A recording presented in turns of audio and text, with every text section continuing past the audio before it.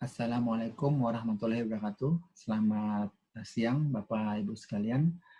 Pada kesempatan ini kami akan mencoba menjabarkan proposal kurikulum Kampus Merdeka di lingkungan Politeknik Negeri Banjarmasin. Adapun program studi yang akan kami review meliputi program studi teknik sipil, teknik pertambangan, teknik bangunan rawa, dan teknik geodesi dengan jenjang Diploma 3 dan Diploma 4. Sedangkan sistematika penyusunan kurikulum Kampus Merdeka ini kami bagi menjadi 6 bagian, yaitu mulai dari pendekatan dual sistem pendidikan vokasi, lalu melihat struktur kurikulum Kampus Merdeka, lalu melakukan adaptasi terhadap sistem MEME atau MEMES, kemudian melihat implementasi pembelajaran luar kampus, lalu pada tahap pendistribusian mata kuliah yang ada sekarang dengan mempertahankan CP yang sekarang. Dan yang terakhir adalah bagaimana mendesain kurikulum secara lengkap. Kemudian kalau kita melihat tantangan pendidikan diploma di Politeknik memang cukup banyak. Ya, di antaranya saat ini setelah ada akademi komunitas, Poltek itu hanya boleh menjalankan Diploma 3 dan Diploma 4. Kemudian ada pembeda konsep SKS dan jam pelajaran di Poltek, di mana jam pelajaran itu bisa sampai ke 38 sampai dengan 40 jam per minggu. Jadi dihargai jam kegiatan siswa itu. Kemudian di Poltek juga populer dengan istilah metode dual system. Kemudian ada juga sistem MEMES atau multi exit multi entry. Dan di Poltek juga biasanya disyaratkan minimal magang 6 bulan, boleh lebih. Dan yang terakhir adanya asesmen kompetensi dalam mata kuliah. Pertama kita masuk dari pembandingan dual sistem di Politeknik dengan Kampus Merdeka. Nah, kalau di Politeknik Banjarmasin khususnya ada beberapa program studi yang dapat dijadikan best practice. Misalnya untuk program studi teknik alat berat itu menerapkan dual sistem yang 3 semester di industri. Kemudian untuk teknik elektro misalnya menerapkan 2 semester di industri, dan untuk teknik sipil itu cenderung melaksanakan 1 semester di industri. Namun saat ini belum full ya. Khusus untuk teknik pertambangan saat ini dilaksanakan di semester 6 tapi tidak full 1 semester. Kedepannya nanti akan disamakan polanya dengan teknik sipil, itu juga full 1 semester di semester 5 ya, di luar kampus. Nah, kalau melihat skema Kampus Merdeka, ini salah satu contohnya, maka di sini bisa di-set 3 semester itu di luar kampus. Nah, ini kalau untuk level Diploma 4 misalnya. Nah, sekarang kita melihat susunan struktur kurikulum dalam Permen 3 tahun 2020 tentang Kampus Merdeka. Untuk studi kasus Poliban, kami menganggap itu seperti ini pelaksanaannya di 3 semester akhir. Jadi 678 D4 atau 456 di D3 dengan total nanti masing-masing 108 dan 114 ya, minimal. Nanti tentu saja ini dikaitkan dengan kewajiban mata kuliah yang digariskan oleh institusi ataupun regulasi. Misalnya untuk mata kuliah agama itu adalah mata kuliah yang digariskan oleh Permendikbud 3 ini ataupun SNDikti yang sebelumnya. Terus ada juga mata kuliah lain, misalkan seperti bahasa Inggris, di tempat kami itu adalah kebijakan akademik Poliban. Dan khusus untuk bidang rekayasa ada mata kuliah khusus juga yang merupakan ciri khas rekayasa di Poltek, misalnya matematika terapan misalnya. Nah, ini langkahnya kami buat seperti ini. Jadi dibandingkan ada penyelenggaraan ganjil dan genap untuk untuk mengurangi untuk mencoba mengimbangkan antara pengajaran dosen-dosen teman-teman dosen MKDU khususnya ya. Jadi misalnya bahasa Inggris 2 diganjil, bahasa Inggris 1 digenap. Atau ada mata kuliah yang memang ditayangkan 2 kali nanti sesuai keperluan. Kemudian untuk struktur kurikulum Diploma 3 kami men-set seperti ini. Jadi semester 1, 2, dan 3 itu sebagaimana biasa, cuma ditambahkan dengan distribusi mata kuliah wajib yang digariskan institusi ataupun regulasi, ditambah dengan ada mata kuliah di semester 4 nanti atau semester 5 yang berupa mata kuliah gabungan antara mata kuliah wajib dan mata kuliah prodi. Pelaksanaan pembelajaran luar kampus dilaksanakan di semester 4 dan 5 khususnya ya. Jadi misalkan pembelajaran luar kampus di semester 4, maka nanti di semester 5 diganti dengan mata kuliah senilai 20 SKS. Namun bagi teman-teman mahasiswa yang mengambil magangnya di semester 5 atau pembelajaran luar kampusnya semester 5, maka di semester 4 inilah mereka mengikuti pembelajaran dalam kampus sebanyak 20 SKS. Jadi ini bisa bolak-balik seperti itu. Dan di semester 6 itu kita tambahkan 2 mata kuliah pilihan di luar prodi untuk tujuannya memperkaya atau memperkuat CP tugas akhir. Capaian pembelajaran dari tugas akhir tersebut. Dengan total nanti minimal 108. Nah, untuk diploma 4 itu kami menambahkan 2 ini saja. Jadi semester 4-5 itu ditambahkan dalam skema diploma 3 tadi. Dan 4-5-6 tadi berubah menjadi 6-7-8. Sehingga totalnya 8 semester, di mana 6-7 ini seperti tadi adalah pelaksanaan pembelajaran luar kampus pilihan 1 di sini, pilihan 2 di sini, dan pilihan 3-nya di semester 8. Semester 4 dan 5 ini diisi dengan mata kuliah prodi. Kalau kita perhatikan, ini yang berwarna biru, ini adalah mata kuliah prodi. Misalnya diploma 4 ini ada 14 di semester 1, di semester 2 ada 14, di semester 3 juga ada 14, lalu di semester 6 dan 7, salah satu dari ini berisi 14. Sehingga nanti kita bisa melihat jumlahnya untuk diploma 4 itu senilai 92 ya, 92 SKS. Sedangkan diploma 3 tadi adalah 56 SKS. Dari semua distribusi ini, khusus untuk pembelajaran luar kampus, jika diambil 1 semester, maka dia akan dihitung dengan mata kuliah penambah tugas akhir tadi, misalnya 4 SKS ya, 2 mata kuliah, maka total pembelajaran luar kampus itu menjadi 24 SKS.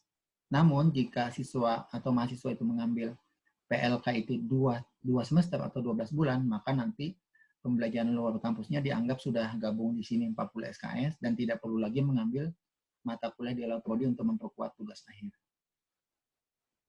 Nah, sekarang kita lihat dari skema MEMES. MEMES ini adalah sistem multi-exit, multi-entry ya, di mana setiap level jenjang khusus politeknik itu adalah membandingkan diploma 3 dan diploma 4. Untuk diploma 4 format yang tadi, yang ada sisipan di 4-5, maka nanti sistem semacam kue lapisnya itu adalah seperti ini. Jadi dia di yang warna merah ini, diploma 3 yang ini, disisipkan 2 semester sini menjadi yang warna merah, ini adalah sistem MEMES yang model A ya, untuk diploma 4. Kemudian kalau misalnya kita buat pergeseran, misalnya kita pertahankan sistem diploma 3 di 4-5 tadi, lalu sisipan itu ada di 6-7. Jadi dengan mempertahankan 8, maka nanti kombinasi MEMES-nya itu seperti ini. Jadi terpotong, di mana ini yang sisipan, dan ini yang diploma 3 ini kita geser ke bawah sini jadi semester 7-8. Ini juga kami kira ada alternatif untuk model B ya. Nah, lalu bagaimana dengan istilah pembelajaran luar kampus? Menurut Permen 3 tahun 2020 ada 8 jenis PLK, namun untuk pendidikan politeknik karena yang diwajibkan itu adalah OJT atau magang minimal 6 bulan, maka kami akan konsentrasi di sini saja dulu 6 bulan gitu. Atau nanti setelah jika ada waktu lebih dari 6 bulan baru memilih yang lain. Misalnya salah satu itu pertukaran pelajar misalnya atau apa. Namun secara keseluruhan kami menganggap bahwa ini disebut sebagai kegiatan non-magang dan ini kegiatan magang. Kemudian menurut Permendikbud tersebut, itu penghargaan PLK ini setara dengan 20 SKS atau 1 semester dapat berbentuk free from, soft skill, ataupun structural item. Jadi mata kuliah yang terstruktur. Dan bisa juga gabungan dari 2 tersebut. Misalnya untuk PLK yang bersifat magang, itu kalau kita jadikan mata kuliah atau structure form itu seperti ini, jadi mata kuliah dirinci. Nah, khusus Politeknik Banjarmasin karena ada mata kuliah yang digariskan institusi seperti ini, regulasi kami ini masih bisa, menurut kami masih bisa masuk sebagai kegiatan magang mata kuliah ini. Kemudian untuk kegiatan yang non-magang ini lebih cenderung sebagai free form dalam bentuk soft skill. Jadi penjabaran soft skill seperti ini dalam SKS. Dan ini 7 kegiatan lainnya kita sebut sebagai kegiatan non-magang, termasuk tadi pertukaran pelajar, mengajar di STM misalnya, ataupun menjadi relawan dan seterusnya. Nah, dari 2 metode ini menurut Permen 3 tahun 2020 boleh dilakukan hybrid form. Jadi misalnya di dalam mata kuliah ini diselipi dengan soft skill, atau sebaliknya di non-magang ini diselipi dengan mata kuliah yang setara dengan kegiatan mahasiswa itu di luar kampus. Nah, berikut adalah skenario di mana mahasiswa itu bisa memilih berapa lama PLK mereka. Misalkan untuk PLK 6 bulan untuk mahasiswa politeknik, berarti ini adalah magang industri. Nah, magang industri 6 bulan ini bisa dilaksanakan di semester 4 ya, untuk diploma 3 ya. Bisa di awal, bisa di tengah, semester 5, ataupun di akhir semester 6. Cuma idealnya memang di semester 5 sebetulnya. Dimana kalau di semester, kalau ngambil terlalu cepat seperti ini, maka nanti mata kuliah yang di sini akan digeser di sini, disajikan di semester 5, 12 KS, lalu tugas akhir dengan mata kuliah pelengkap tugas akhir. Sementara kalau posisi yang ideal seperti ini, maka di sini mata kuliah dulu di sini. Jadi mata kuliah di semester 4, yang tayangnya double ya di semester 4 dan 5 dua kali ditawarkan. Di sini kemudian di semester 5 adalah magang, dan di semester 6 tugas akhir. Khusus untuk skenario yang ketiga, itu di mana misalnya mahasiswa itu berkesempatan magangnya itu justru di akhir ya, untuk di semester 6 untuk diploma 3, maka pembagian dan kewajiban di sini 12 SKS, lalu di sini mata kuliah luar prodinya diambil lebih cepat ya, jadi untuk mendukung tugas akhir tadi diambil lebih cepat di sini, dan kemudian tugas akhirnya nanti akan diprogramkan bersamaan dengan pelaksanaan magang seperti itu. Kemudian kalau skenario-nya PLK itu 1 tahun, maka tentunya untuk mahasiswa Poltek itu bisa seperti magang 1 tahun, ataupun magang 6 bulan ditambah 6 bulan kegiatan PLK lain. Ya, misalnya kalau berturut-turut di semester 4 dan 5 untuk diploma 3 ya, 4 dan 5 berturut-turut, maka seperti ini, 20 SKS, 12 SKS. Kemudian tugas akhirnya tetap, dan kewajiban mengambil mata kuliah 20 SKS itu dipilih 4 SKS diantaranya. Lalu dia dijumlahkan sehingga total tidak mengubah total SKS. Namun jika bersangkutan berkenan, bisa saja mengambil seluruh mata kuliah dalam paket 20 SKS yang disajikan di adik angkatannya seperti itu. Kemudian untuk skenario yang kedua, B, terdapat jeda. Jadi kembali ke kampus itu di semester 5. Ada 1 semester mahasiswa itu kembali ke kampus, maka pembelajaran luar kampusnya kurang lebih seperti ini. Jadi ada bisa di awal dan di akhir. Bisa magangnya di balik atau magangnya di awal ataupun di akhir seperti ini. Namun konsekuensinya dengan skenario B2 akan terjadi kelebihan 16 SKS ya, tugas akhir. Sama skenario yang B3 juga seperti itu. Jadi B3 ini semester 5-6 itu lakukan kegiatan luar kampus selama 1 tahun, di mana mata kuliah itu diambil di semester 4, 20 SKS. Dan tugas akhirnya juga menumpuk di akhir, sehingga totalnya nanti juga kelebihan 16 SKS. Skenario B2 dan B3 memang sengaja tidak ditambahkan 4 SKS mata kuliah di luar prodi, karena sudah dianggap PLK yang sebanyak 20 SKS ini itu sudah mewakili pembelajaran luar kampus, sehingga tidak perlu lagi ada mata kuliah tambahan untuk memperkaya CP tugas akhir. Nah, sekarang kita bicara tentang konversi distribusi mata kuliah. Seperti biasa, cara memformat mata kuliah itu bisa bersifat vertikal ataupun horizontal. Jadi bisa kelebaran materi ataupun kedalaman materi. Nanti kita lihat dari langkah selanjutnya. Khususnya untuk konteks kurikulum yang saat ini ada, maka kita bisa melakukan apa yang disebut sebagai prediksi ya. Jadi prediksi struktur kurikulum kampus Merdeka tanpa perubahan CP Prodi, begitu konsepnya ya.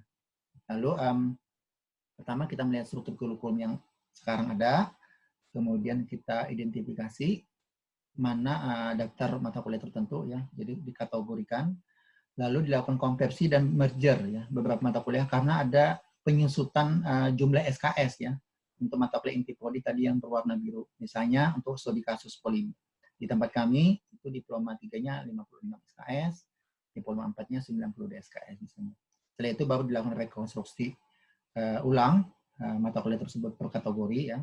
Dan yang terakhir adalah kita susun draft awal, draftnya seperti apa. Jadi ini berupa prediksi struktur kurikulum.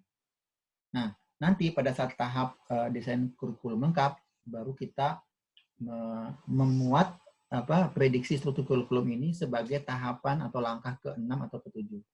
Di mana nanti akan dilakukan semacam back analysis ya ke atas untuk melihat tahapan-tahapan yang semestinya ada. Nanti setiap tahapan ini yang saat ini ada ya, CP yang sekarang yang ada, kita identifikasi ulang, evaluasi ulang, lalu landasannya seperti apa, SKL-nya seperti apa, dan body of knowledge-nya seperti apa. Itu nanti sebagai koreksi ya, sebagai koreksi untuk struktur kurikulum yang telah kita prediksikan sebelumnya. Baru kemudian dilanjutkan dalam bentuk RPS ataupun sistem penjaminan mutu. Nah, ini adalah skema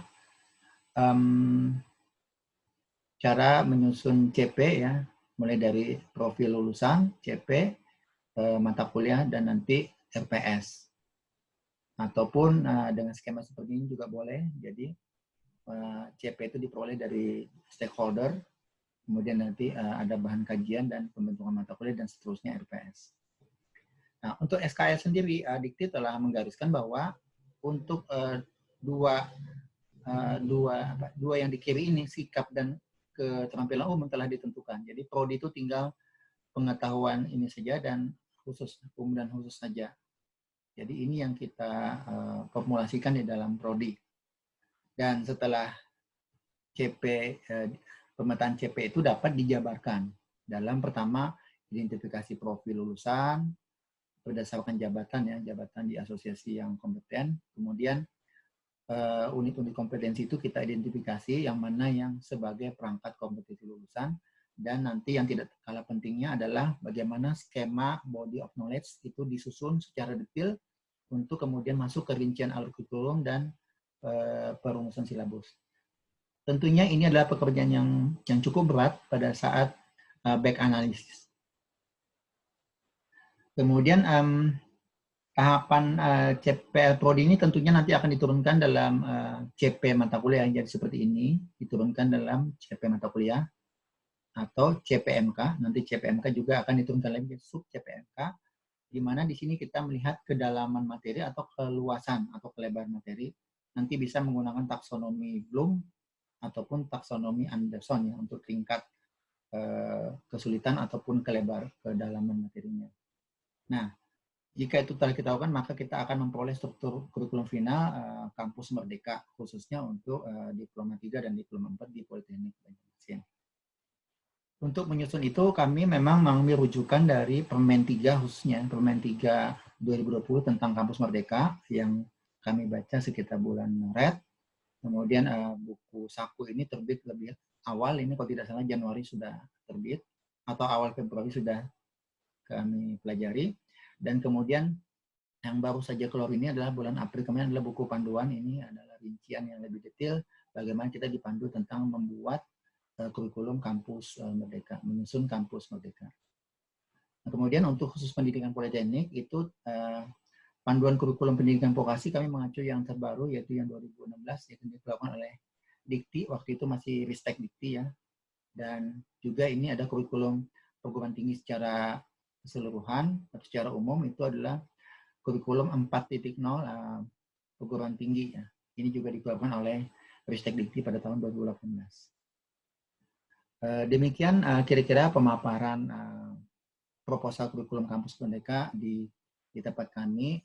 Barangkali dapat menambah wawasan Bapak Ibu sekalian. Sekali lagi terima kasih atas perhatiannya. Assalamualaikum warahmatullahi wabarakatuh.